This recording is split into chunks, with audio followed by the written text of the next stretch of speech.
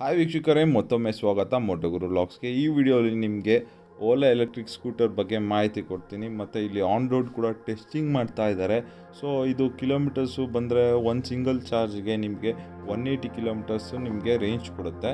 ಮತ್ತು ಇದು on road ಪ್ರೈಸ್ಗೆ ಬಂದರೆ ಇದು 1.2 ಇಂದ 1.5 ತನಕನೂ ಸಿಗುತ್ತೆ. ಸೊ ಇದರಲ್ಲಿ 2 ವೇರಿಯಂಟ್ಸ್ ಇದೆ, ಒಂದು S1 ಅಂತ, ಇನ್ನೊಂದು ನಾರ್ಮಲ್ ಎಸ್ ವೇರಿಯಂಟ್ ಅಂತ. ಸೊ ಏನು ಡಿಫ್ರೆನ್ಸ್ ಅಂದರೆ ಎರಡು ವೇರಿಯಂಟ್ಗೆ ಸ್ಪೀಡ್ ಡಿಫ್ರೆನ್ಸ್ ಇರುತ್ತೆ, ಬೇರೆ ಥರ ಏನೂ ಡಿಫ್ರೆನ್ಸ್ ಇರೋಲ್ಲ. ಅಷ್ಟೇ ಒಂದಲ್ಲಿ ಎಕನಾಮಿ ಮೋಡ್ ಥರ normal day to day use ಮಾಡೋಕ್ಕೆ, ಇನ್ನೊಂದು ಸ್ವಲ್ಪ ಲೈಟಾಗೆ ಸ್ವಲ್ಪ ಫಾಸ್ಟ್ ಡ್ರೈವ್ ಮಾಡೋರಿಗೆ ಅವ್ರಿಗೆ S1 ವೇರಿಯಂಟ್ ಪ್ರೋ ವೇರಿಯಂಟ್ ಸಿಗುತ್ತೆ.